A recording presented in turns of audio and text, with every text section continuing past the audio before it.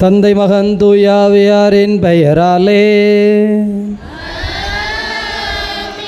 நம் ஆண்டவராகிய இயேசு கிறிஸ்துவின் அருளும் கடவுளின் அன்பும் தூயாவியாரின் நட்புறவும் உங்கள் அனைவரோடும் இருப்பதாக.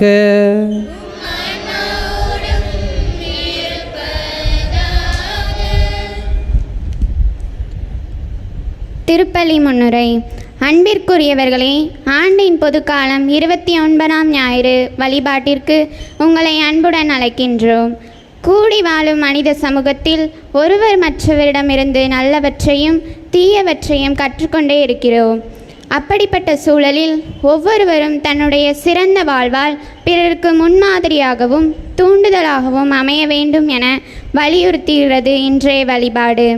நம்முடைய அன்றாட வாழ்வில் யோசுவாவை போல, பேதுருவை போல நல்லவற்றை தேர்ந்தெடுத்து பிறருக்கு வழிகாட்டும் உயரிய மனிதர்களாக வாழ அருள் வேண்டி இணைவோம் இத்திருப்பலியில்.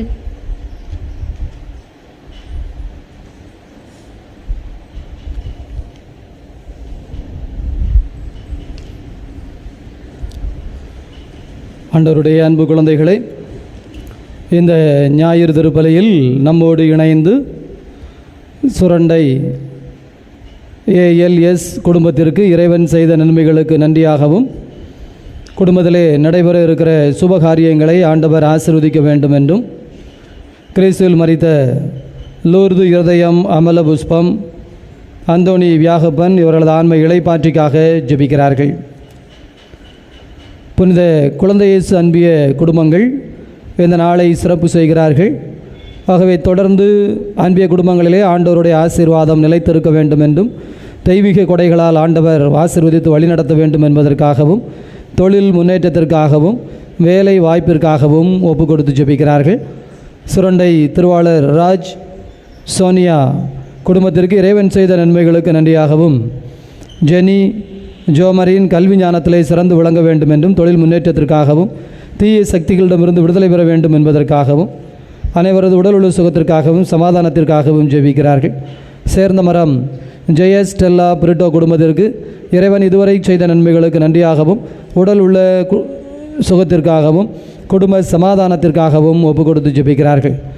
சுரண்டை ஸ்டீஃபன் ஆஞ்சலி குடும்பத்திற்கு இறைவன் செய்த நன்மைகளுக்கு நன்றியாகவும், தொடர்ந்து தேவ ஆசீர்வாதம் குடும்பத்திலே நிலைத்திருக்க வேண்டும் என்றும், ரிதீஸ் லிவின் ஞானத்திலே ஒழுக்கத்திலே சிறந்து விளங்க வேண்டும் என்றும், கிறிஸ்துவில் மரித்த மிக்கேல் ஞானபிரகாசம், பவுலின், மனுவேல், தொம்மையந்தோணி, தெரசா, சேவியர், ஆஞ்சலி, ஆகாஷ் இவர்களது ஆன்ம இளைப்பாற்றிக்காக ஒப்பு கொடுத்து ஜெபிக்கிறார்கள். சுரண்டை எட்மன் குயின் இந்த குடும்பத்திற்கு இறைவன் செய்த நன்மைகளுக்கு நன்றியாகவும், எட்மன் அவர்களது உடல் சுகம் கிடைத்ததற்கு இப்பள்ளியிலே நன்றி கூறுகிறார்கள். சுபகாரியங்களை ஆண்டவர் முன்னின்று வழிநடத்த வேண்டும் என்பதற்காகவும் நன்றியாகவும், தொழில் முன்னேற்றத்திற்காகவும், இன்று பிறந்தநாள் கொண்டாடுகிற ஏஞ்சல் மேரியை இறைவன் நிறைவாக ஆசீர்வதிக்க வேண்டும் என்றும் ஒப்பு கொடுத்து ஜெபிக்கிறார்கள். ஆண்டவருடைய அன்பு குழந்தைகளை, தெய்வீக அருளால் நிரப்பப்பட ஜெபிப்போம். தடையாக இருக்கிற குற்றம் குறைகளை நினைத்து மனம் வருந்தி மன்னிப்பு கேட்போம்.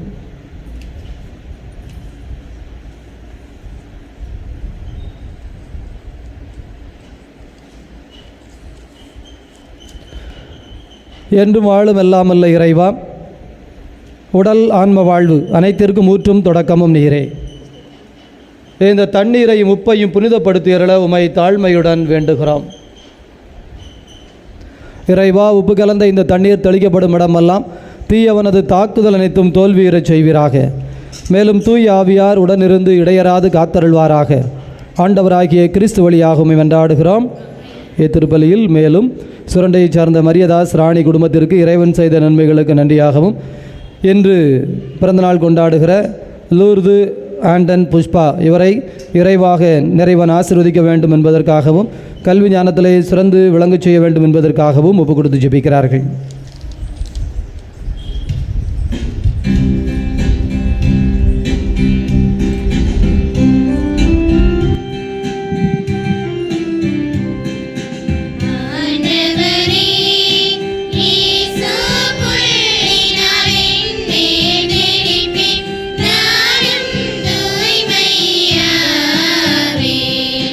நீரே எம்மை கழுவ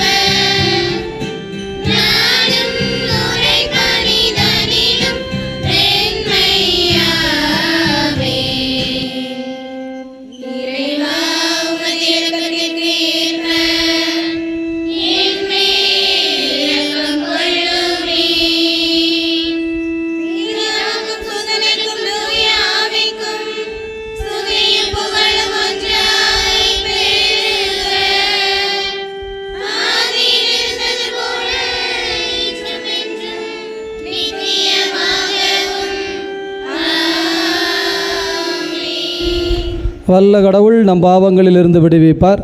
இந்த நற்கருணை கொண்டாட்டம் அவரது திருவிருந்தில் கலந்து கொள்ளும் தகுதி பெறச் செய்வதாக.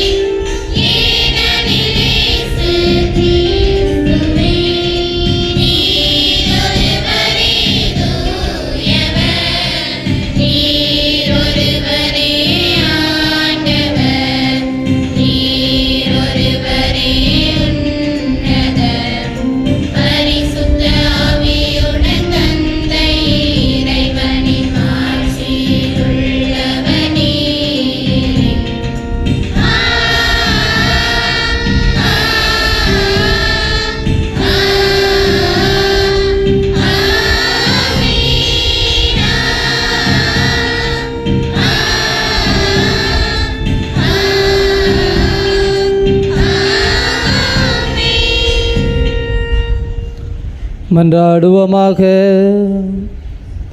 இதய அமைதியே இறைவாம், சிறந்தது அனைத்தும் உம்மிடமிருந்தே வருகிறது. ஆகவே வாழ்வளிக்கும் இறை வார்த்தையை நாங்களும் உள் கண்டுகொள்வோமாக. ஆண்டவராகிய அதே கிறிஸ்து வழியாக உமை மன்றாடுகின்றோம்.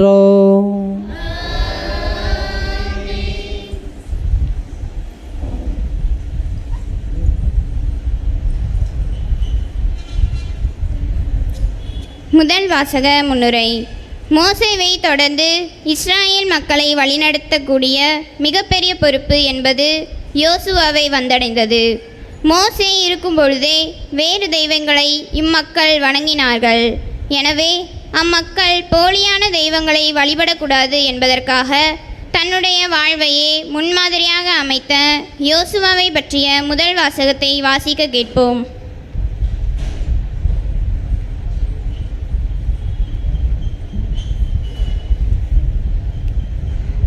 முதல் வாசகம். நாங்களும் அவருக்கு ஊழியம் புரிவோம், ஏனெனில் அவரே எங்கள் கடவுள். யோசுவா நூலிலிருந்து வாசகம். அதிகாரம் 24, இறைத்திரு வசனங்கள் 1 தொடங்கி 2 முடிய, மேலும் 15 தொடங்கி 18 முடிய. அந்நாட்களில் செக்கேமியல் யோசுவா இஸ்ரேலின் எல்லா குலங்களையும் ஒன்று கூட்டினார். இஸ்ரேலின் முதியோர்களையும் தலைவர்களையும் நடுவர்களையும் அதிகாரிகளையும் அழைத்தார். அவர்கள் கடவுள் முன்னிலையில் ஒன்று கூடினர். யோசுவா எல்லா மக்களுக்கும் கூறியது: ஆண்டவருக்கு ஊழியம் புரிவது தீயது என்று உங்கள் பார்வைக்கு தோன்றினால், உங்கள் மூதாதையர் நதிக்கு அப்பால் பணிந்து வந்த தெய்வங்களுக்கோ, உங்கள் நாட்டில் உங்களுடன் வாழும் எமோரியரின் தெய்வங்களுக்கோ இவர்களுள் யாருக்கு ஊழியம் செய்வீர்கள் என்பதை நீங்களே இப்போது முடிவு செய்யுங்கள். ஆனால் நானும் எனது வீட்டாரும் ஆண்டவருக்கே ஊழியம் செய்வோம். மக்கள் மறுமொழியாக, ஆண்டவரை கைவிட்டு வேற்று தெய்வங்களை வணங்குவது எங்களிடத்தில் அறவே நிகழாதிருப்பதாக. ஏனெனில் எங்கள் கடவுளாகிய ஆண்டவர் எங்களையும் எங்கள் மூதாதையரையும் அடிமைத்தன வீடாகிய எகிப்து நாட்டிலிருந்து வெளியே கொண்டு வந்தார். எங்கள் கண்முன் இப்பெரிய அடையாளங்களை செய்தார். நாங்கள் நடந்து வந்த எல்லா வழிகளையும் நாங்கள் கடந்து வந்த மக்களிடையும் எங்களையும் காத்தருளினார். நாங்கள் ஆண்டவருக்கு ஊழியம் புரிவோம், ஏனெனில் அவரே எங்கள் கடவுள் என்றனர். இது ஆண்டவர் வழங்கும் அருள்வாக்கு.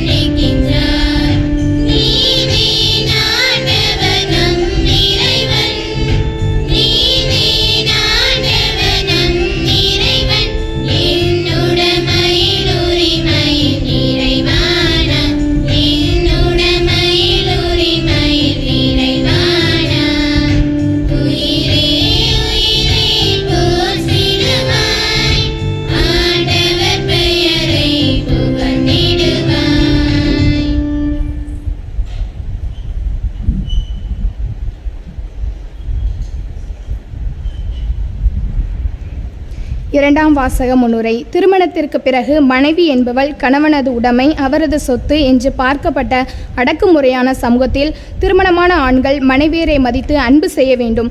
அந்த அன்பே கடவுளுக்கு உகந்தது என்று மிகப்பெரிய புரட்சியை தொடக்க கிறிஸ்தவர்களுக்கு எடுத்துரைத்தார் புனித பவுல். திருமண வாழ்வில் அடிப்படை அன்பு என எடுத்துரைக்கும் புனித பவுலின் வார்த்தைகளை கேட்போம்.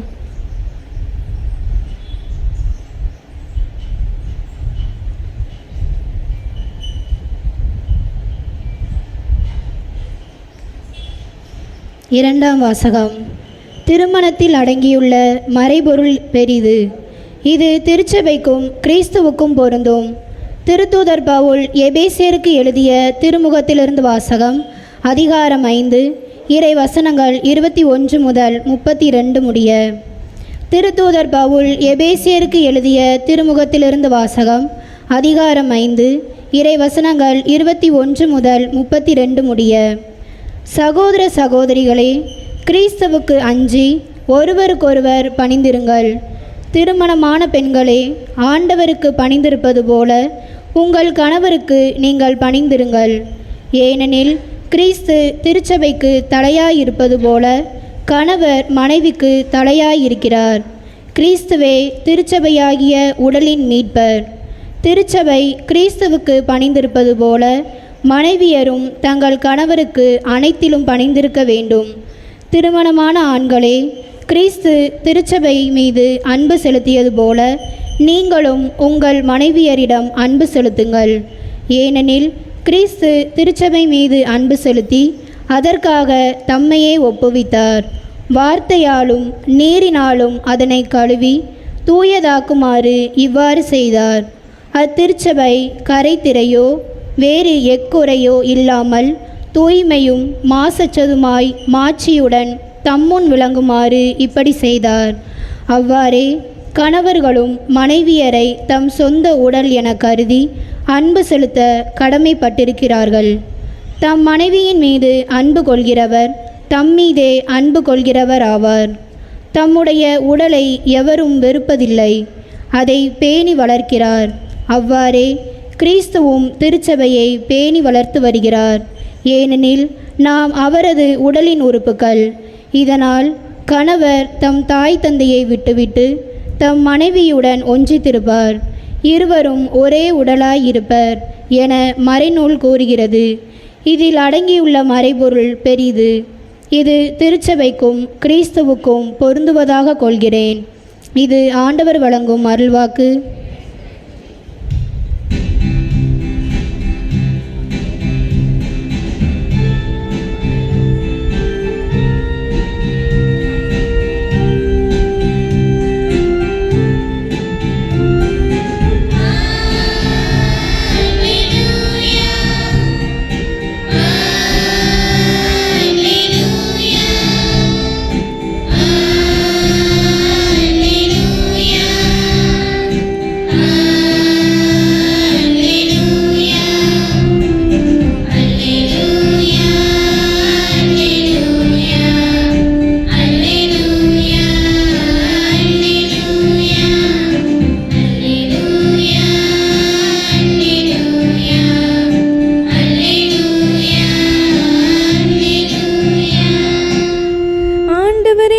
வார்த்தைகள் வாழ்வதரும் ஆவியை கொடுக்கின்றன.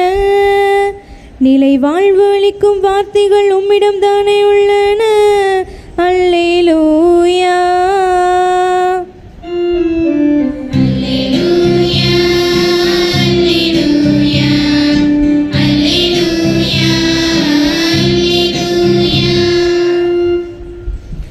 ஆண்டவர் உங்களோடு இருப்பாராக.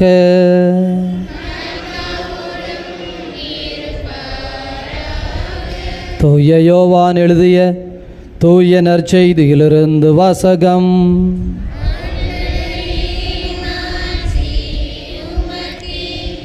தூய யோவான் எழுதிய தூய நற்செய்தி 6வது அதிகாரம். ஆண்டவருடைய வார்த்தைகள் 60 முதல் 69 முடிய. அக்காலத்தில் இயேசு சொல்வதை கேட்டு அவருடைய சீடர் பலர், இதை ஏற்றுக்கொள்வது மிக கடினம், இப்பேச்சை இன்னும் கேட்டுக்கொண்டிருக்க முடியுமா என்று பேசிக்கொண்டனர். இது பற்றி தம் சீடர் முணுமுணுப்பதை இயேசு உணர்ந்து அவர்களிடம், நீங்கள் நம்புவதற்கு இது தடையாக இருக்கிறதா? அப்படியானால் மானுட மகன் தாம் முன்பு இருந்த இடத்திற்கு ஏறி செல்வதை நீங்கள் கண்டால் அது உங்களுக்கு எப்படி இருக்கும்? வாழ்வு தருவது தூய ஆவியே, ஊனியல்பு ஒன்றுக்கு உதவாது. நான் கூறிய வார்த்தைகள் வாழ்வு தரும் ஆவியை கொடுக்கின்றன. அப்படி இருந்தும் உங்களுள் சிலர் என்னை நம்பவில்லை என்றார். நம்பாதோர் யார் யார் என்பதும் தம்மை காட்டிக் கொடுக்க இருப்பவன் யார் என்பதும் இயேசுவுக்கு தொடக்கத்திலிருந்தே தெரிந்திருந்தது. மேலும் அவர் இதன் காரணமாகத்தான், என் தந்தை அருள் கூர்ந்தால் அன்றி யாரும் என்னிடம் வர இயலாது என்று உங்களுக்கு கூறினேன் என்றார். அன்றே இயேசுவின் சீடருள் பலர் அவரை விட்டு விலகினர். அன்று முதல் அவர்கள் அவரோடு சேர்ந்து செல்லவில்லை. இயேசு 12 சீடரிடமும், நீங்களும் போய்விட நினைக்கிறீர்களா என்று கேட்டார். சீமோன் பேதுரு மறுமொழியாக, ஆண்டவரே, நாங்கள் யாரிடம் போவோம்? நிலை வாழ்வளிக்கும் வார்த்தைகள் உம்மிடம்தானே உள்ளன. நீரே கடவுளுக்கு அர்ப்பணமானவர் என்பதை நாங்கள் அறிந்து கொண்டோம், அதை நம்புகிறோம் என்றார். ஆண்டவரின் அருள்வாக்கு.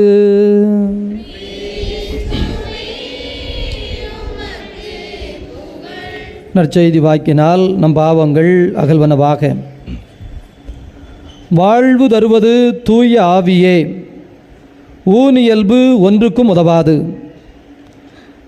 இறையேசுவில் நல்லவர்களே, ஆண்டவருடைய அன்பு நிறைந்த குழந்தைகளே, வாழ்வு தருகின்ற தூய ஆவியை தந்தையாகிய கடவுள் ஆதி மனிதன் ஆதாமை படைத்த பொழுது அவனுக்குள் உயிர் மூச்சாக கொடுத்தார். மண்ணிலிருந்து உடம்பெடுத்து அதற்கு தன் மூச்சை கொடுக்கிற பொழுது வாழ்வு தருகின்ற ஆன்மாவை, வாழ்வு தருகின்ற ஆவியை, உயிரளிக்கின்ற சக்தியை அந்த உடம்புக்கு கொடுக்கின்றார். ஆனால் வளர்ந்து வருகிற நாட்களிலே மனிதர்களுடைய புத்தி, ஆறாவது அறிவு, சிந்திக்கும் திறன் படைத்த, அந்த ஃபோக்கஸ் செய்கின்ற ஆற்றல் படைத்த ஆறாவது அறிவானது இந்த அடிப்படையை, இந்த வாழ்வு தரும் ஆவியை, இந்த உயிரளிக்கும் சக்தியை, தனக்குள் இருக்கிற கடவுளின் துகளான ஆன்மாவை மறந்துவிட்டு அல்லது அதை பற்றி கவனம் கொள்ளாது இந்த ஊன் இயல்பாகிய மண்ணிலிருந்து எடுக்கப்பட்டிருக்கின்ற இந்த உடல் மீது கவனம் செலுத்துகிறது. அப்படி கவனம் செலுத்துவதால் என்ன விளைவு நடக்கிறது? அழிவு வருகிறது. அல்லது வெளிப்புற அழகு, ஆடம்பரம், இவைதான் உண்மை என்கின்ற ஒரு சிந்தனை மனிதனுக்கு வருகிறது. பிரியமானவர்களே, ஆனால் உண்மை என்பது என்ன? உள்ளுக்குள் இருப்பது. உண்மை என்பது உயிர் சக்தி, உண்மை என்பது ஆன்மாவின் நிறைவு. ஆகவே அந்த உண்மையே இயேசு கிறிஸ்து, நானே உண்மை, நானே வழி, நானே வாழ்வு என்று ஆண்டவர் தன்னை சத்தியத்தின் வெளிப்பாடாக காட்டுகின்றார். பிரியமானவர்களே, இது இரண்டு வகையான உறவு. ஒரு மனிதன் என்பவன் உடலும் உயிரும் ஒன்றை விட்டு பிரிகின்ற பொழுது அர்த்தமில்லாமல் போய்விடுகிறது. இந்த உடல் வெற்றமடிக்கின்ற பொருளாய் மாறுகிறது, உயிர் சக்தியோ ஆண்டவரோடு இணைந்து விடுகிறது. எனவே இரண்டு தன்மைகள், அழியும் ஒன்று, அழியாத ஒன்று, இரண்டும் இணைந்துதான் இந்த உலகத்தில் பயணப்படுகின்றன என்பதை நாம் அறிந்து கொள்ள வேண்டும். இதிலே அழியாததை கண்டுகொள்ளுகிற ஞானம் இருப்பவர்கள் ஆண்டவரால் ஆசீர்வதிக்கப்பட்டவர்கள். தனக்குள் தூயாவி இருக்கிறது, தன்னுள் நிலைத்த தன்மை இருக்கிறது என்பதை புரிந்து கொள்ளுகிற ஒரு அடிப்படை ஞானத்தை, அறிவை, ஆற்றலை ஆண்டவர் தொடக்கத்தில் நமக்கு கொடுத்தாரே, அதை முன்னே வைத்து அதன் பின்னே இந்த ஊன் உடலை, இந்த ஐம்பூதத்தை இல்லது இந்த ஐம்புலன்களை அந்த அறிவின் பின்னால், அந்த ஆவியின் பின்னால் எவன் ஓடச் செய்கிறானோ அவனே ஆசீர்வதிக்கப்பட்ட மனிதனாக, மனுஷியாக இருக்கிறார்கள். இது ஆன்மீகத்திற்கு மட்டுமல்ல பிரியமானவர்களே, அன்றாட வாழ்க்கைக்கும், இன் ஆர்டினரி டேஸ், இன் ஆர்டினரி லைஃப் என்று சொல்லுகிறார்கள். சாதாரணமாக ஒவ்வொரு நாளும் இது உண்டு. எனவே இந்த ஆன்மீகம் என்பது, இந்த வழிபாடு என்பது, இந்த ஞாயிற்றுக்கிழமை கூடுகை என்பது, இந்த திருப்பலி என்பது, அன்பு குழந்தைகளே, ஏதோ கனவுலகத்தில் அல்லது நம்முடைய கற்பனை உலகத்தில் கடவுளுக்கு நாம் அஞ்சலி செலுத்துகிறோம், ஆராதனை செலுத்துகிறோம் என்பதல்ல. அன்றாட வாழ்க்கைக்கு, அன்றாட வாழ்க்கை என்பது எங்கு நடக்கிறது? நம்முடைய குடும்பத்தில், நம்முடைய தெருவில், நம்முடைய வேலை பார்க்கின்ற இடங்களில், நாம் வாழும் பகுதியில். அங்கே யாரோடு வாழுகிறோம்? கணவன் மனைவியாய், பெற்றோர் பிள்ளையாய், சகோதர சகோதரிகளாய், உடன் பணியாளர்களாய், நண்பர்களாய், உறவினர்களாய் வாழுகிறோம். அங்கும் இரண்டு தன்மை இருக்கிறது. எதெல்லாம் இருக்கிறது? நான் என்கின்ற ஒன்று இருக்கிறது, என்னுடைய பெற்றோர் என்கின்ற இன்னொன்று இருக்கிறது. கணவன் மனைவி இருவர், நான் என் சகோதரர்கள் இருவர், நான் என் உடன் பணியாளர்கள், நான் என்னுடைய நண்பர்கள். ஆண்டவருடைய அன்பு குழந்தைகளே, இப்படி உடலும் உயிரும் இரண்டாய் நின்றால் எப்படி இந்த உடல் நாற்றம் எடுத்து விடுமோ, இந்த உயிர் காணாமல் போகுமோ, அதுபோல கணவன் மனைவி தனித்தனியாய் நின்றால் அந்த குடும்பம் ஒருவேளை வெளிப்புறத்தில் அவர்கள் இருக்கிறார்கள். அந்த குடும்பத்திலே பணம் இருக்கிறது, பொருள் இருக்கிறது, படிப்பு இருக்கிறது, பதவி இருக்கிறது, அதிகாரம் இருக்கிறது, பெரிய பெரிய ஆடம்பர பொருட்கள் இருக்கிறது, ஆர்ப்பாட்டம் இருக்கிறது. ஆனால் உள்ளுக்குள் இருக்க வேண்டிய அன்பு, அமைதி, நிறைவு, பொறுமை, சமாதானம் என்கின்ற தெய்வீக மனம் இல்லாமல் போய்விடும். இதோ வெளிப்புறத்திலே இதோ வைக்கப்பட்டிருக்கிற அந்த பூவை பாருங்கள். அங்கிருந்து பார்ப்பவர்களுக்கு அழகாய் தெரியும். ஆனால் வந்து பார்த்தால் உயிர் இருக்காது, மனம் இருக்காது, சுவை இருக்காது. அதே போல ஒரு கணவன் மனைவி தனித்தனியாய், ஒரு பெற்றோர் பிள்ளைகள் தனித்தனியாய் நின்றால், சகோதர சகோதரிகள் தனித்தனியாய் நின்றால், ஆண்டவருடைய அன்பு குழந்தைகளே, அது அப்படிப்பட்ட ஒரு தன்மைதான். எனவே இணைதல், ஒன்றோடு ஒன்று, ஒன்றுக்குள் ஒன்று பிணைத்து நிற்றல் என்பதின் உறவின் அடிப்படை கணவன் மனைவி உறவு. அதைத்தான் இந்த 2வது வாசகத்தில் பவுலடிகளார் எல்லாவற்றிற்கும் சொல்லுகிறார். ஒரு ஆன்மாவிற்கும் ஒரு உடம்பிற்கும், ஒரு உயிருக்கும் ஒரு உடம்பிற்குமான உறவாக இருந்தாலும் சரி, அல்லது கடவுளுக்கும் மனிதனுக்குமான உறவாக இருந்தாலும் சரி, அல்லது கணவனுக்கும் மனைவிக்குமான உறவாக இருந்தாலும் சரி, அல்லது பெற்றோர் பிள்ளைகள், யோசிச்சு பாருங்க, ஒரு தாய்க்கும் குழந்தைக்கும் தொப்புள் கொடி உறவு, சகோதர சகோதரிகள், ஒரே வயிற்றில் பிறந்தவர்கள், இரத்த உறவு. பிரியமானவர்களே, இந்த உறவுகளைப் போலவே ஆன்மாவும் உடலும், ஆண்டவரும் மனிதனும், திருச்சபையும் கிறிஸ்துவும். அப்போ இது எப்படி புரியும் அல்லது இது எப்படி தெரியும்? அதை நற்செய்தி வாசகம் ரொம்ப அழகாக சொல்லுகிறது.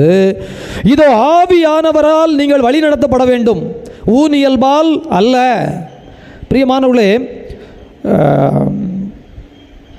ஏய்யா நீ இவனை பெட்டி பிடிச்சி அழணும்? அல்லது ஒரு கணவன் மனைவிக்குள்ளே யோசிச்சு பாருங்கள், ஏம்மா நீ இந்த ஆளோட வாழணும்? அல்லது அவர்கிட்ட கேட்டு பாருங்கள், ஏய்யா நீ இந்த மனைவியோட வாழணும்? என்ன தேவை, என்ன அவசியம்? ஏன் இந்த உலகத்தில் இதைவிட அழகான இன்னொரு நபர் இல்லையா? இதைவிட வசதி படைத்த, பணம் படைத்த இன்னொரு நபர் இல்லையா? இதைவிட திறமையான இன்னொரு நபர் இல்லையா? இருக்க முடியும். ஆனால் நீங்கள் ஏன் இன்னாரோடு இணைந்து பிணைந்து இதுவே என் வாழ்க்கை என்று நிற்கிறீர்கள்? பிரியமானவர்களே, அதை பிரமாணிக்கம் என்கின்ற வார்த்தையாக விவிலியம் சொல்லித் தருகிறது. அது என்ன பிரமாணிக்கம்? நான் முடிவு செய்கின்றேன்.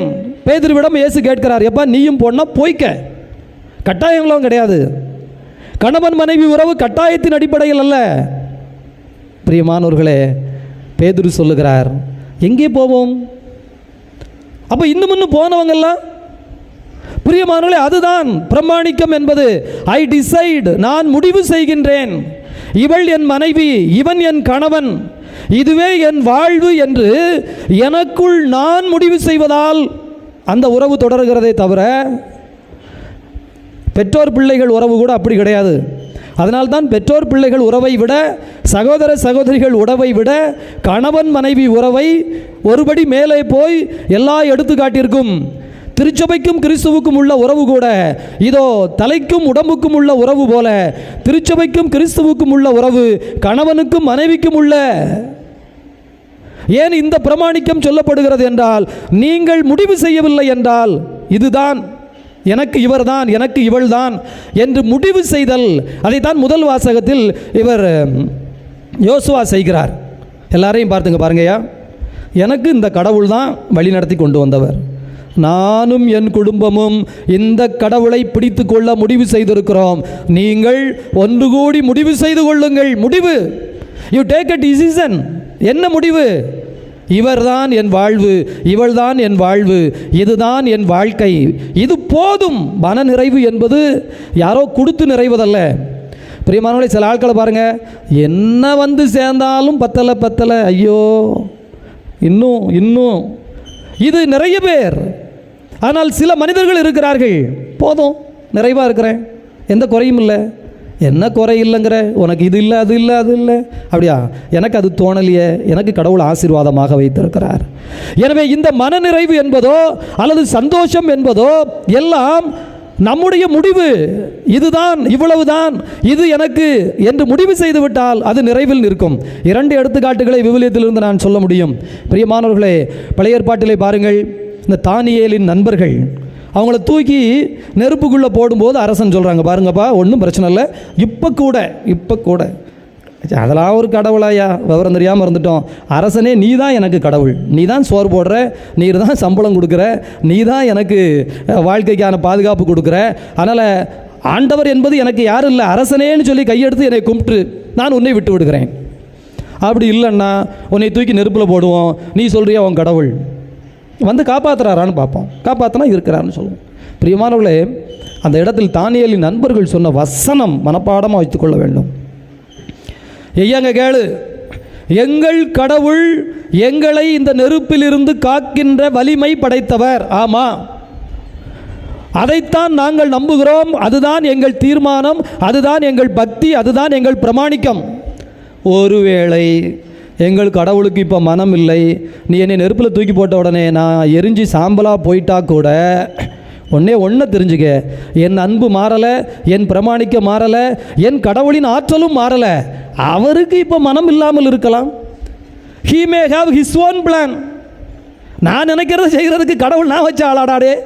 கடவுளுக்கு என்ன திட்டமோ, நான் ஒருவேளை இப்போது எரிந்து சாம்பலாக வேண்டும் என்று என் கடவுள் விரும்பி இருந்தால் நான் சாம்பலா போனாலும் நீ தெரிஞ்சுக்க, என் கடவுள் வாழும் கடவுள்.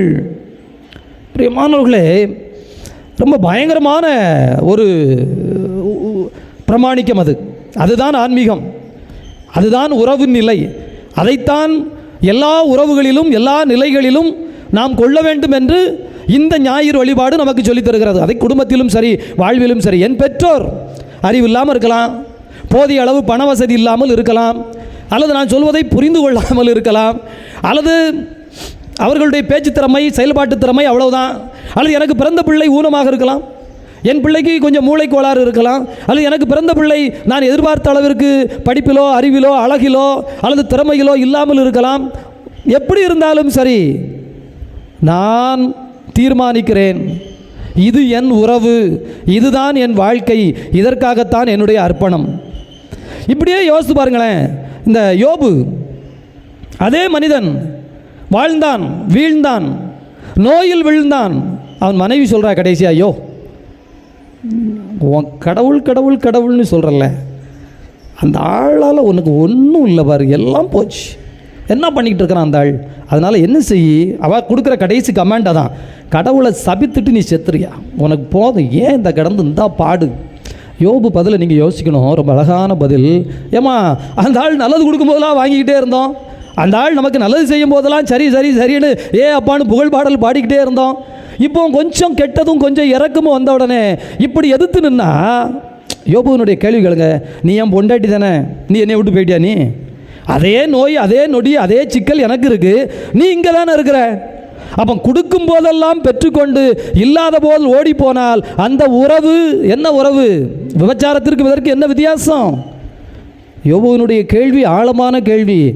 உனக்கும் எனக்கும் இருப்பது சாகும் வரை பந்தம் என்றால், எனக்கும் கடவுளுக்கும் இருப்பதும் அத்தகைய பந்தம், அத்தகைய பிரமாணிக்கம்.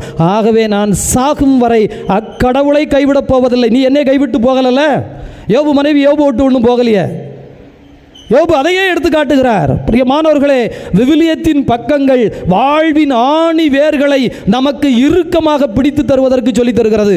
இந்த புரிதல் இல்லை என்று சொன்னால் அவ்வளோதான், முடிஞ்சிச்சு, போச்சு, வாழ்க்கை ஏதோ உலகம் ஏதோ எப்படியோ உலகம் என்று. பிரியமானவர்களே, இன்றைக்கு ஏறக்குறைய ஒரு திருமண திருப்பலிக்கான மறையுறை தான் இன்றைய வாசகங்கள் கொடுக்கிறது. ஆனால் அன்றாட வாழ்க்கையில் இதை ஏன் சிந்திக்க சொல்லுகிறது என்றால், உங்கள் நிறைவு, உங்கள் வாழ்வு, உங்கள் சந்தோஷம், உங்கள் ஆன்மீகம், உங்கள் உயர்வு என்பது உங்கள் முடிவில் இருக்கிறது. நிறைய பேர் சொல்ல மாட்டாங்க, ஆனால் கொஞ்சம் ஆட்கள் சொல்கிறாங்க. அதுலேயும் ஒரு ஆள் சொன்ன வசனத்தை மட்டும் நான் ஒரு எடுத்துக்காட்டுக்கு சொல்கிறேன். அந்த வீட்டுக்கு வந்துடுவார். அந்த அம்மா அவ்வளோ விவரமான அம்மா கிடையாது. அந்த அம்மாவுக்கு நல்லா சமைக்க தெரிஞ்சதை தவிர ஒரு வேலையும் தெரியாது. வீட்டை பார்த்துக்கிட்டு சும்மா ஒரு மாதிரி பெப்பரை பேன தான் உட்கார்ந்துருக்குன்னு வச்சுக்கோங்களேன். இந்த ஆள் கொஞ்சம் விவரமான ஆள், நல்ல இடங்களுக்கு போகிற ஆள், பல தொழில் செய்கிற நபர், நிறைய பேரோடு பழக்க வழக்கம் உண்டு. ஆனால் அந்த வீட்டுக்காரம்மா என்ன சொன்னாலும் சரி சத்தம் போடாமல் கேட்டுக்குவான். சரிம்மா அப்படின்னு ஒரே வார்த்தையில் போயிடும். ஒரு முறை பங்களாவுக்கு வந்திருந்த பொழுது, சாப்பிட்டு போங்கயா. இல்லை வீட்டில் சமைச்சிருப்பா சாமி. அந்த பொம்பளையே விவரம் இல்லாத ஆள் என்னத்தையாவது சொல்லுவா, இன்றைக்கி சாப்பிட்டு போ, இப்போ என்ன விவரம் அப்படின்னா, ஃபாதர் அந்த வசனத்தை மனப்பாடமாக வச்சுக்கோங்கண்ணே. ரொம்ப ரேரான மனிதர்கள் சொல்லுகிற ஒரு வசனம், கணவனுக்கும் பொருந்தும் மனைவிக்கும் பொருந்தும். ஆனால் சொன்னவர் இதை ஒரு கணவர் இவருடைய ஃபாதர், அவன் என் உயிர் ஃபாதர், சோறு போடுற சாமி ஃபாதர், யோ நீ தானேயா காசு கொடுக்க, அதில் தானே அவள் சமைக்க, சும்மா இருங்க ஃபாதர், சோறு போடுற சாமி ஃபாதர், அதனால் அவள் இல்லைன்னா நான் கிடையாது ஃபாதர். அதுதான் ஃபாதரியா வாழ்க்கை, அவ்வளோதான் ஃபாதரியா உலகம். பிரியமானவர்களே, இது பிரமாணிக்கம். இந்த பிரமாணிக்கம் என்பது ஏன் தாய் தந்தைக்கு அல்லது பெற்றோர் பிள்ளைக்கு அல்லது சகோதர சகோதரிகளுக்கு இல்லாத ஒன்றை ஏன் கணவன் மனைவிக்கு என்று விவிலியம் சொல்லுகிறது என்றால், பெத்தவ பிள்ளையை இல்லைன்னு சொல்ல முடியாது, என் சகோதரன் சகோதரி என்னை உடன்பிறப்புன்னு இல்லைன்னு சொல்ல முடியாது. ஏன்னா டிஎன்ஐ டெஸ்ட் எடுத்தால் தெரிஞ்சிடும். 10 தலைமுறை கழித்து டிஎன்ஐ டெஸ்ட் எடுத்தாலும் இன்னார்லாம் இந்தந்த மரபில் வந்திருக்கிறான்னு தெரிஞ்சிடும், மரபணு சொல்லிடும். ஆனால் எங்கேயோ பிறந்து எங்கேயோ வளர்ந்த ஒரு ஆண், ஏதோ ஒரு பின்னணியில், ஏதோ ஒரு அறிவில், ஏதோ ஒரு வாழ்க்கையில் வளர்ந்த ஒரு பெண், 2 பேரும் ஒருவருக்குள் ஒருவர், ஒருவர் ஒருவரில் பாதி அப்படின்னு சொல்லணும்னா அது பிரமாணிக்கம். அந்த பிரமாணிக்கம் நம்முடைய ஆன்மா ஆண்டவரோடு கொண்டால் அது வெறும் ஆன்மீக பயணம் அல்ல, ஆன்மாவின் பயணம். வெளிப்புற ஆடம்பரம் மட்டும் என்றால் அது ஆன்மீக பயணம், அவ்வளோதான். ஆன்மீகம் எல்லாருக்கும் இருக்கு. ஆன்ம பயணம் யார் செய்து கொண்டிருக்கிறார்கள்? இந்த ஆன்மா, யாருடைய ஆன்மா அப்படி உந்தி தள்ளி போகிறது, முன்னே போகிறது? அது கேள்வி. அதுபோல குடும்ப வாழ்க்கை எல்லோரும் வாழுகிறார்கள். ஒரு வீட்டுக்குள் இருக்கிறார்கள், அவர்களை உலகம் கணவன் மனைவி என்று சொல்கிறது, அவர்களும் வெளியே மேக்கப்போடு வருகிறார்கள், குழந்தைகளோடு போகிறார்கள். குடும்ப வாழ்க்கை என்பது எல்லோருக்கும் இருக்கிறது. ஆனால் நிறைவின் வாழ்வு அதுதான் முக்கியம், அதற்குத்தான் குடும்பம். நிறைவு என்பது மனைவியில் தொடங்கி பிறகு அப்படியே விரிந்து போகின்ற, அந்த உலகத்தையே தனக்குள் அடக்குகின்ற ஒரு நிறைவின் பிரமாணிக்கத்தின் பயணம் என்பதுதான் உள்ளார்ந்த பயணம் என்றால் அது கணவன் மனைவியில் ஆரம்பிக்கிறது. அந்த பயணம் என் உடம்பு என் உயிர், அதில் ஆவி முன்னே போக இந்த 5 புலன்களும் பின்னே போகின்ற ஒன்று என்று எல்லாவற்றிலும் இந்த 2 தன்மையை முன்னே போக வேண்டியதை நாம் இன்று முடிவு செய்வோம். ஆண்டவர் நம்மை தொடர்ந்து ஆசீர்வதிப்பார். ஆமென். எழுந்து நின்று நம்முடைய நம்பிக்கையை அறிக்கையிடுவோம்.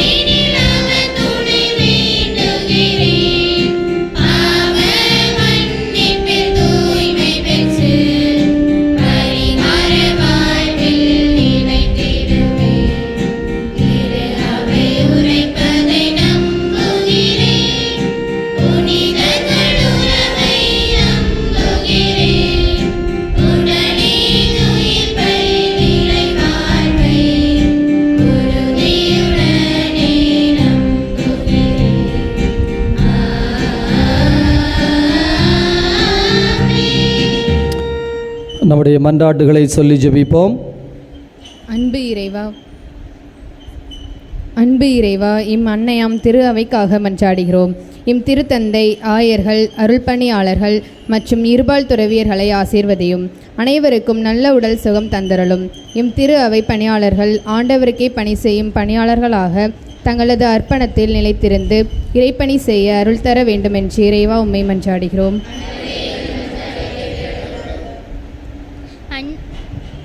அன்பு இறைவா, இந்நாட்டு தலைவர்கள், சமூக மற்றும் அரசியல் தலைவர்களுக்காக மன்றாடுகிறோம். பல்வேறு சமய, மொழி, பண்பாட்டை சார்ந்த மக்கள் வாழும் எம் இந்திய நாட்டில் மாநிலங்களுக்கிடையே ஒற்றுமையும் சகோதர உணர்வும் சிறந்து விளங்கவும், தலைவர்களும் சுயநலம் கடந்து மக்களுக்கான பணி செய்பவர்களாக இருக்கவும் அருள் தர இறைவா உம்மை மன்றாடுகிறோம். அன்பு இறைவா, என் பங்கு இறை சமூகத்திற்காக மன்றாடுகின்றோம். நானும் என் வீட்டாரும் ஆண்டவருக்கே ஊழியம் செய்வோம் என்று உரைத்த யோசுவாவைப் போல நாங்களும் எங்களின் குடும்ப உறுப்பினர்களும் அனைவரும் உண்மையை பற்றி கொண்டு உமக்குரியவராக வாழவும், எங்களது குடும்பங்களில் அன்பு சிறந்திருக்கவும் அருள் தர இறைவா உம்மை மன்றாடுகின்றோம். அன்பு இறைவா, திருமணம் என்னும் அருள் அடையாளத்தினால் இணைக்கப்பட்டுள்ள எல்லா கணவன் மனைவியருக்காக மன்றாடுகிறோம். அனைவரையும் ஆசீர்வதித்தருளும். புனித பவுல் சொல்வதைப் போல திருமண வாழ்வில் அன்பே அடிப்படையாக அமையவும், தம்பதியர்கள் தங்களது திருமண நாளில் கொடுத்த வாக்குறுதியை எந்நாளும் மனதில் கொண்டு இனிய இல்ல திருமண திகழவும் அருள் தர இறைவா உம்மை மன்றாடுகின்றோம். அன்பு இறைவா, நம்பிக்கையில் தடுமாறி மக்களுக்கு முன்மாதிரியாக திகழ்ந்த யோசுவா, பேதுருவை போல தங்களது நல்வாழ்வினால் சிந்தனையில் மக்களை வழிநடத்தும் நல்ல மனிதர்களுக்காக மன்றாடுகிறோம். நாங்களும் எங்களது வாழ்வின் வழியாக பிறருக்கு முன்மாதிரியாகவும் தூண்டுதலாகவும் திகழ, ஒருவர் மற்றவரை நன்மை செய்ய ஊக்கப்படுத்த அருள் தர இறைவா உம்மை மன்றாடுகிறோம்.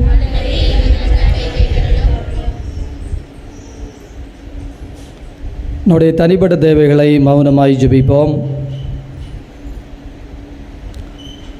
அன்பான கடவுளே, நாங்கள் உம்முடைய பிள்ளைகள் இந்த உரிமையோடு உம்மை நோக்கி எழுப்பியிருக்கிற இந்த மன்றாட்டுகளை எல்லாம் எங்கள் ஆண்டவராகிய கிறிஸ்து வழியாக உம்மை மன்றாடுகின்றோம்.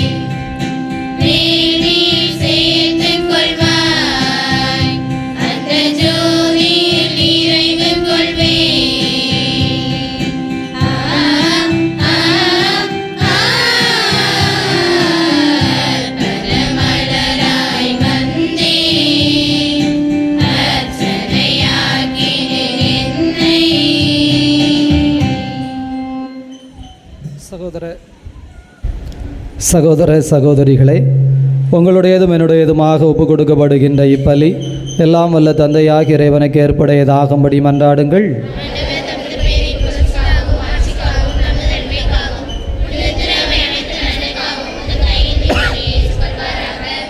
இதய அமைதியே இறைவாம், இப்பலி பொருட்களை இரக்கத்துடன் கண்ணோக்க உம்மை வேண்டுகிறோம்.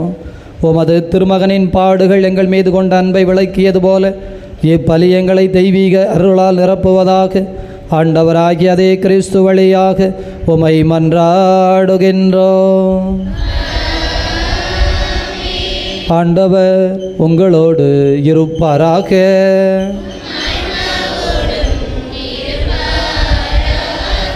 இதயங்களை மேலே எழுப்புங்கள்.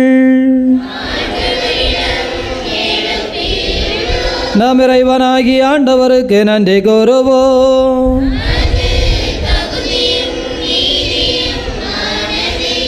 ஆண்டவரே, தூயவரான தந்தையே, என்றும் வாழும் இறைவா, நாங்கள் உமக்கு நன்றி செலுத்துவது எங்கள் கடமையும் மீட்பிற்குரிய செயலும் ஆகும்.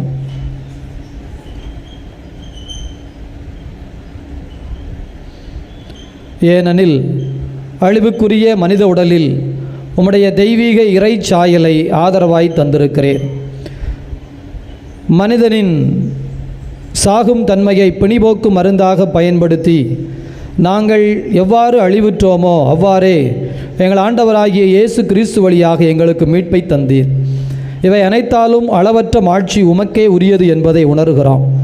ஆகவே விண்ணகத் தூதரோடு இணைந்து போற்றி புகழ்ந்து அக்களித்து நாங்கள் பாடுவதாவது: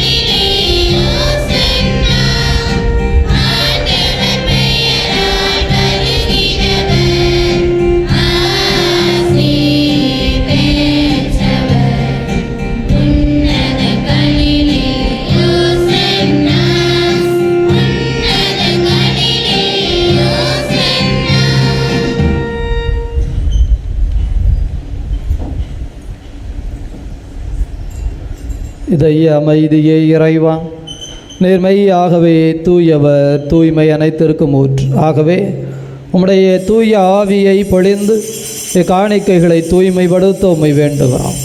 எங்கள் ஆண்டவர் இயேசு கிறிஸ்துவின் உடலும் இரத்தமுமாக எங்களுக்கு இவை மாறுவனவாக. அவர் பாடுபட உளம்கனிந்து தம்மை கையளித்த போது அப்பத்தை எடுத்து நன்றி செலுத்தி அதை பெற்று தம் சீடர்களுக்கு அளித்து அவர் கூறியதாவது: அனைவரும் இதிலிருந்து பெற்று உண்ணுங்கள், ஏனெனில் இது உங்களுக்காக கையளிக்கப்படும் என் உடல்.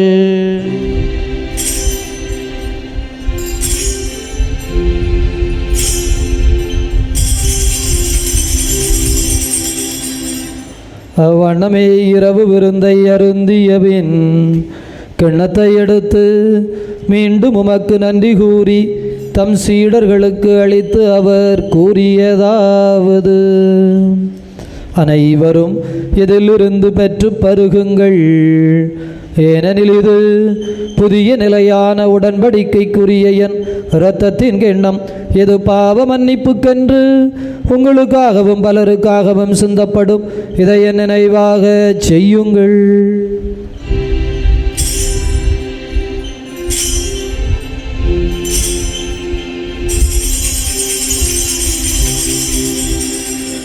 நம்பிக்கையின் மறைபொருள்.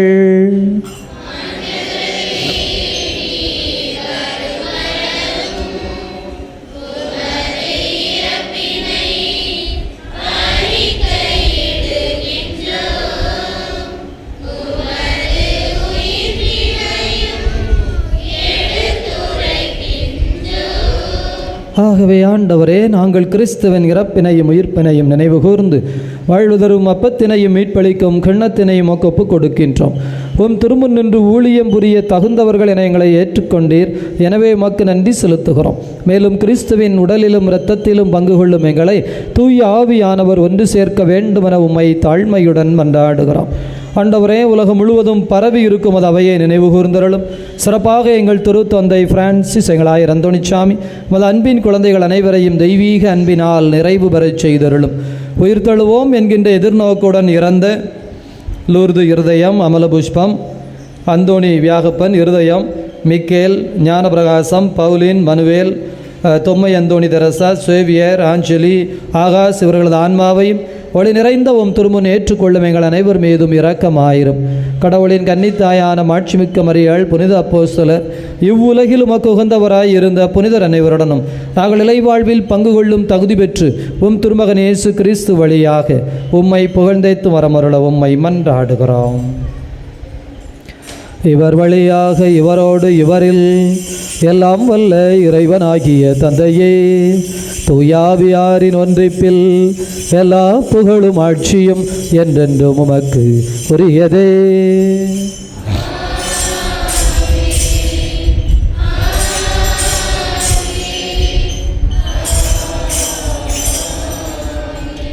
மீட்பரின் கட்டளையால் கற்பிக்கப்பட்டு இறைபடிப்பினையால் பயிற்சி பெற்ற நாம் இணைந்து மகிழ்ந்து விரும்பி ஜெபிப்போம்.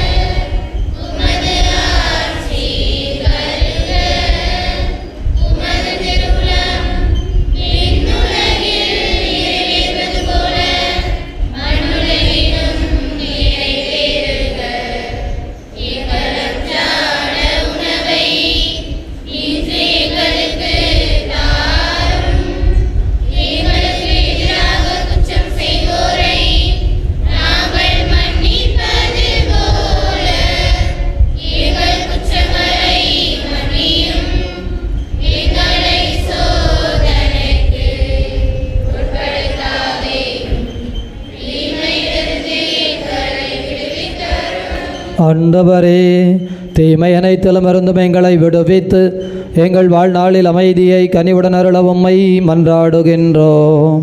முது இரக்கத்தின் உதவியால் நாங்கள் பாவத்திலிருந்து எப்போதும் விடுதலை பெற்று யாதொரு கலக்கமும் இன்றி நலமாயிருப்போமாக. நாங்கள் எதிர்நோக்கியிருக்கிற பேரின்பத்திற்காகவும் மீட்பராகிய இயேசு கிறிஸ்துவின் வருகைக்காகவும் காத்திருக்கின்றோம்.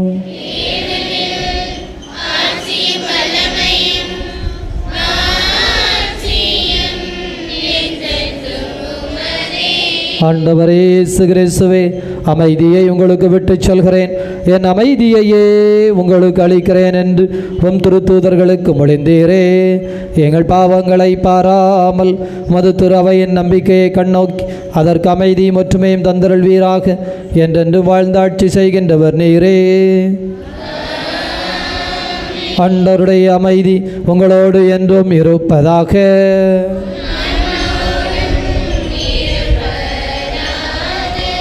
ஒருவருக்கொருவர் ஆண்டவர் தருகின்ற அமைதியை மகிழ்ச்சியோடு அறிவித்துக் கொள்வோம்.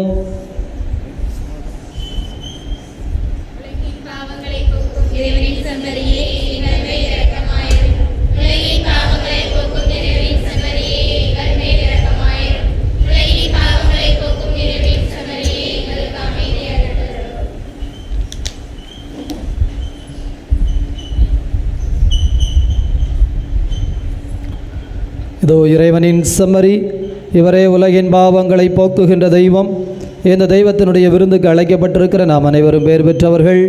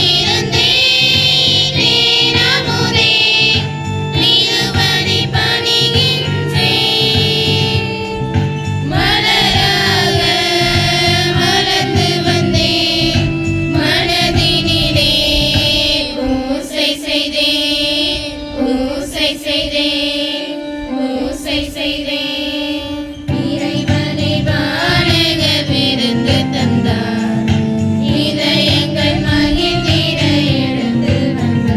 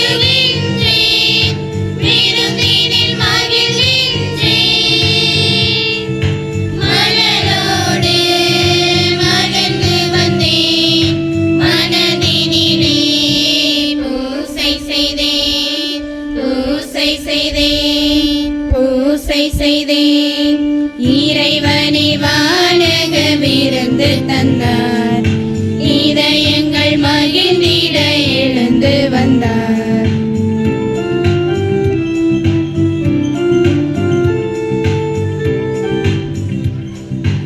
இந்த நவில் தினம் வந்திடுவாய் இந்த நெஞ்சில் என்றும் தங்கிடுவாய் உந்தன் அன்பில் தினம் வளர்ந்திடுவேன் உன்னில் இன்பம் என்றும் நிலைத்திடுவேன் திருவிருந்தே தேனமுதே திருவடி பணிகின்றேன்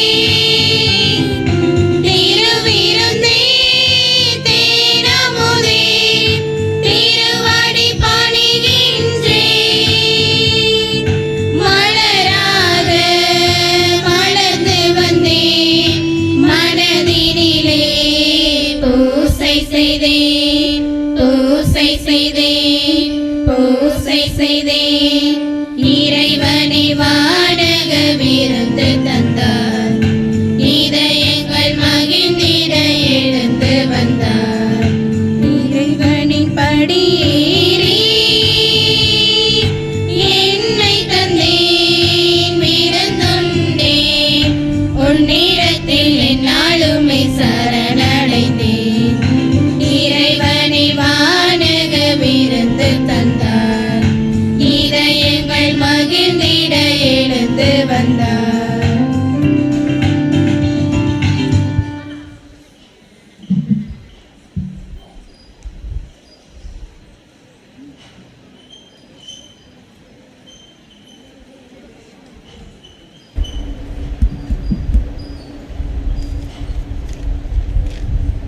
திருமண அறிக்கை. எல்லாம் வல்ல இறைவன் திருவருளால் சுரண்டை பங்கு சுரண்டையில் இருக்கும் தாப்பனார் வின்சென்ட், தாய் லூர்து ஆரோக்கியம், இவர்கள் மகன் ஜார்ஜ் குரோசினுக்கும் கிளைப்பார் பங்கு கிளைப்பாரில் இருக்கும் தகப்பனார் சூசை பூபல்ராயர், தாய் அல்போன்சா, இவர்கள் மகள் விண்ணரசிக்கு திருமணம். இது இரண்டாவது அறிக்கை. சுரண்டை பங்கு சுரண்டையில் இருக்கும் தகப்பனார் பிரான்சிஸ் ரோசாரி, தாய் சாந்தி, இவர்கள் மகன் ஆண்ட்ரூ இன்ஃபென்ட்டுக்கும் பாத்திமா நகர் பங்கு பாத்திமா நகரில் இருக்கும் தகப்பனார் நாக்ஸ், தாய் குளோரி, இவர்கள் மகள் பெர்டினாவுக்கு திருமணம். இது முதலாவது அறிக்கை. கூட்டப்பள்ளி பங்கு கூட்டப்பள்ளியில் இருக்கும் தகப்பனார் சூசை அந்தோனி, தாய் சகாயராணி, இவர்கள் மகன் சகாய ஜேக்கிற்கும் சுரண்டை பங்கு சுரண்டையில் இருக்கும் தகப்பனார் குழந்தையாகப்பன், தாய் மேரி, இவர்கள் மகள் ராஜாத்திக்கு திருமணம். இது மூன்றாவது அறிக்கை. இத்திருமண அறிக்கை தடை இருந்தால் பங்கு தந்தை அவர்களுக்கு தெரிவிக்க வேண்டியது இறைமக்கள் பொறுப்பு. இவ்வாறே திருப்பலி அளிப்புகள். 26ஆம் தேதி திங்கள் மாலை 7 மணிக்கு குழந்தையேசு அன்பிய திருப்பலியானது மிக்கேல், கலா இவர்கள் இல்லத்தில் நடைபெறும். 27ஆம் தேதி செவ்வாய் காலை 10 மணி முதல் 4 மணி வரை நற்செய்தி கூட்டம், தொடர்ந்து திருப்பலி. மாலை 7 மணிக்கு திரு எண்ணெய் பூசி நற்கருணை ஆசீர், தொடர்ந்து குணமளிக்கும் திருப்பலி. 28ஆம் தேதி புதன் காலை 6 மணிக்கு பங்கு ஆலயத்தில் திருப்பலி. 30ஆம் தேதி வெள்ளி காலை 10 மணிக்கு பங்கு ஆலயத்தில் திருமண திருப்பலி. 31ஆம் தேதி சனி காலை 6 மணிக்கு பங்கு ஆலயத்தில் திருப்பலி. 1ஆம் தேதி ஞாயிறு பொதுக்காலத்தின் 22ஆம் ஞாயிறு அன்று காலை 7:15க்கு பிகே புதரிலும், காலை 9:15க்கு பங்கு ஆலயத்திலும், மாலை 7 மணிக்கு ராஜகோபால் பெரியிலும் ஞாயிறு திருப்பலிகள். இவ்வாறு ஞாயிறு திருப்பலியை சிறப்பு செய்தவர்கள் குழந்தையேசு அன்பியம். குழந்தையேசு அன்பியத்திற்கு நாம் கரவொலி மூலம் நன்றி சொல்லிக் கொள்வோம். வருகிற ஞாயிறு திருப்பலியை சகாயா மாதா அன்பியத்தில் உள்ளவர்கள் சிறப்பு செய்வார்கள். இன்று தங்களது பிறந்த நாளை கொண்டாடுகின்ற ஏஞ்சல் மேரி மற்றும் லூர்து ஆண்டன் புஷ்பா இருவருக்கும் கரவொலி மூலம் நமது பிறந்தநாள் வாழ்த்துக்களை பகிர்ந்து கொள்வோம். நிலச்சரிவு உதவி. ஏற்கனவே கடந்த வாரம் அறிவிக்கப்பட்டபடி வயநாடு நிலச்சரிவில் பாதிக்கப்பட்டவர்களுக்கு உதவிடும் விதமாக உங்களால் இயன்ற உதவிகளை அன்பியங்கள் வழியாக ஊர் பொறுப்பாளர்களிடம் கொடுத்து உதவும்படி அன்புடன் கேட்டுக்கொள்கின்றோம். புனித கெலிலியாவின் திருவுருவம் இந்த வாரம் 30ஆம் தேதி வெள்ளிக்கிழமை மாலை ஜஸ்டின் லாலிட் இவர்கள் இல்லத்திலிருந்து அந்தோனி ரஞ்சி இவர்கள் இல்லத்திற்கு ஜபிப்பதற்காக எடுத்து செல்லப்பட இருக்கின்றது. இத்திரு நிகழ்வுகளில் புனித கெலிலியா சபை உறுப்பினர்கள் அனைவரும் பக்தியோடு கலந்து கொண்டு புனித கெலிலியா வழியாக இறையார்களை பெற அன்புடன் அழைக்கின்றோம். அன்பார்ந்தவர்களே, ஒவ்வொரு வாரமும் ஞாயிறு திருப்பலி நிறைவேற்றதும் நமது பிள்ளைகளுக்கு மறைக்கல்வி வகுப்பு நடைபெறுகின்றது. குறைந்தது 50 பிள்ளைகள் வரை கலந்து கொள்கிறார்கள். மறைக்கல்வி வகுப்பு முடிவுவிட்டவுடன் அனைவருக்கும் ஏதாவது ஒரு இனிப்பு வழங்கப்படுகின்றது. இதற்கு கொடுக்க விரும்புகின்றவர்கள் பங்கு தந்தையிடம் கொடுக்கும்படி அன்புடன் கேட்டுக்கொள்கின்றோம். இந்த வாரம் மறைக்கல்வி பிள்ளைகளுக்கு ராஜ் யோனியா குடும்பத்தார் கொடுத்துள்ளார்கள். அவர்களுக்கு நன்றி.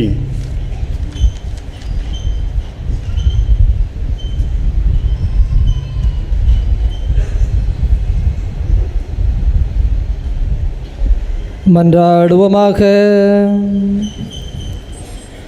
இதய அமைதியை இறைவாம் உமது வாழ்வளிக்கும் இறை வார்த்தையாலும் நிலை வாழ்வளிக்கும் விண்ணக விருந்தாலும் நிறைவு பெற்ற நாங்கள் உம்மை புகழ்கிறோம். ஆகவே என்றென்றும் அது பேரின்பம் எங்களை வழிநடத்துவதாக ஆண்டவராகி அதே கிறிஸ்து வழியாக உம்மை மன்றாடுகின்றோம். ஆண்டவர் உங்களோடு இருப்பாராக.